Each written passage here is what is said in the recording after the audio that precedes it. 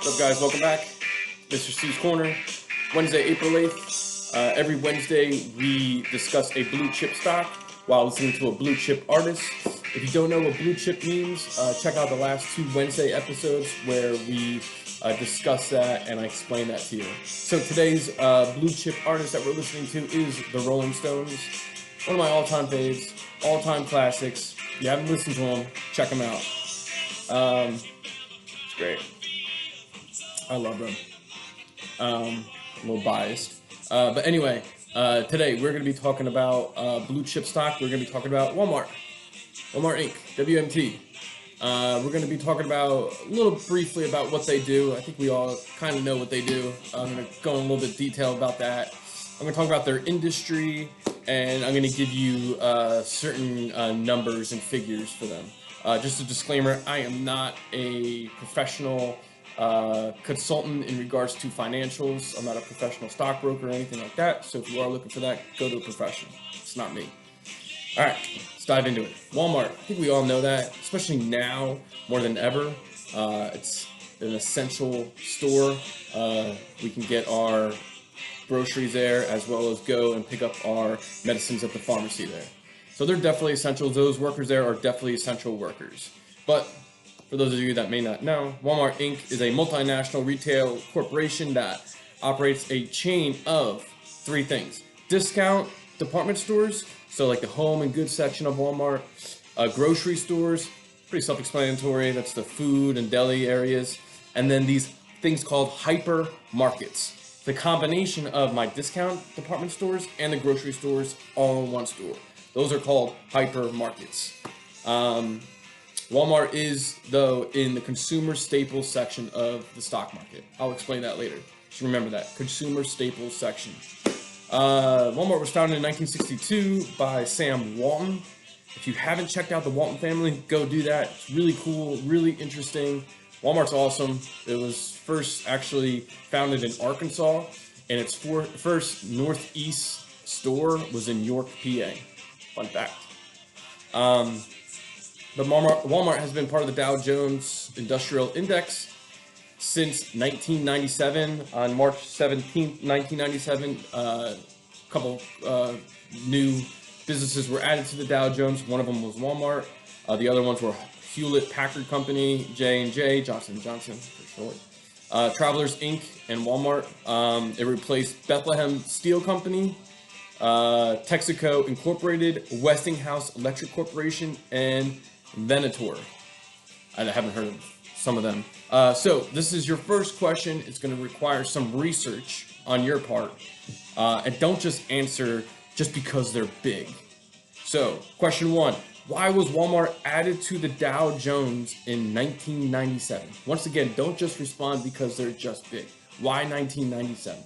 Why did they decide that Walmart was a good representation of the consumer staples section of the stock market in 1997?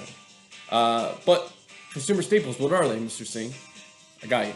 According to Investopedia, right, because they're smarter than me, they are essential products that people are unable or unwilling to cut out of their budgets regardless of their financial situations. Kind of like what we're in right now, right, with our current situation with COVID-19. You'll see that these consumer staple stores are still open. So think about that. But they are food, beverage, household goods, feminine products, and also alcohol and tobacco. So those are products that people are unable or unwilling to give up. So the consumer staples, Siri's talking to me. The consumer staples section of the stock market accounts for $3.36 trillion in market cap. If you don't know what market cap is, we talked about that in the last video. The market cap basically means how many shares are available times the stock price, and that will give me my market cap. So if I have 10 shares at $10 a piece, my market cap is $100, right? Pretty self-explanatory. I do a better job explaining it in last week's video on Wednesday. So consumer staples sector, $3.36 trillion market cap. A lot.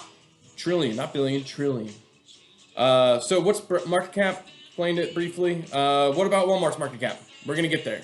Pump the brakes will continue going along when we talk about Walmart's competitors.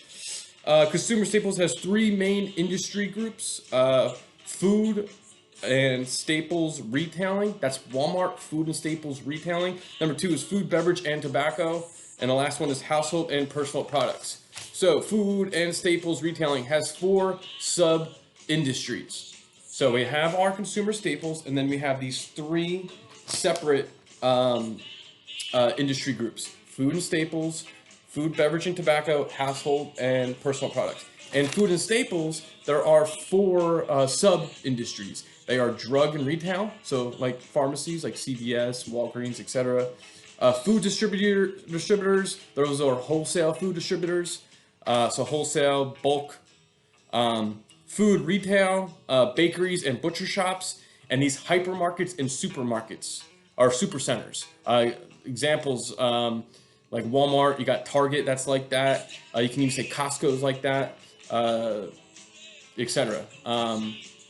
Walmart is in the hypermarkets and supercenters section, and that sub-industry accounts for a market cap of $749 billion. So the subsector of hypermarkets and supermarkets, $749 billion.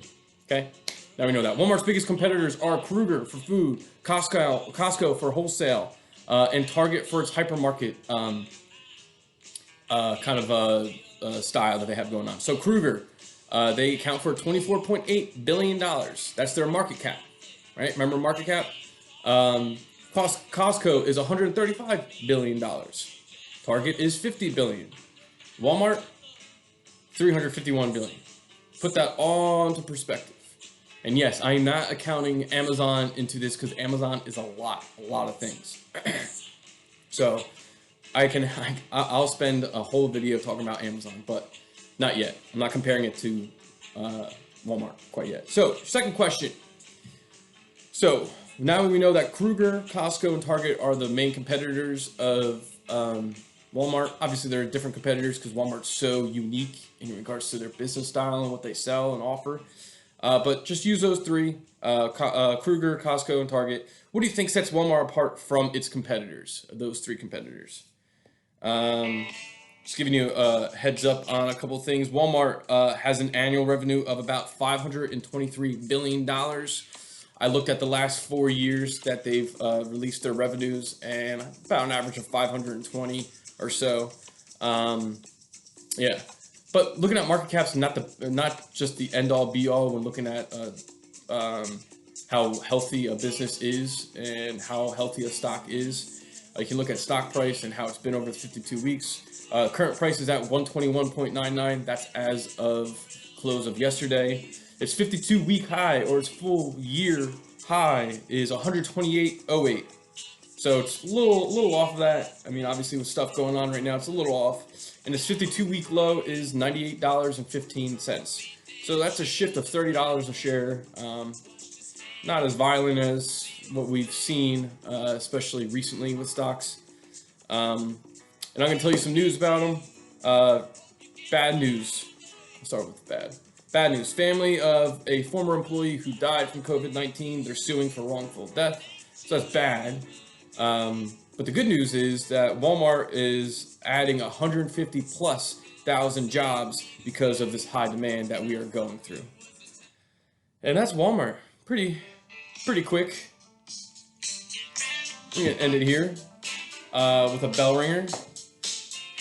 So if you don't know this song, this song is dedicated to all my students out there. If you don't know the song, look it up on Shazam via Snapchat. Just hold down the button. It'll tell you the song. Bell ringer, though. Which Dow Jones company should I look at for next week? Which should we look at for next week? It's my last video for this week. Spring break starts tomorrow. So I'll be back on Tuesday. Just giving you a heads up. Have a good spring break. I'll see you on Tuesday. We will be starting off with Transformation Tuesday. And yeah, see you out.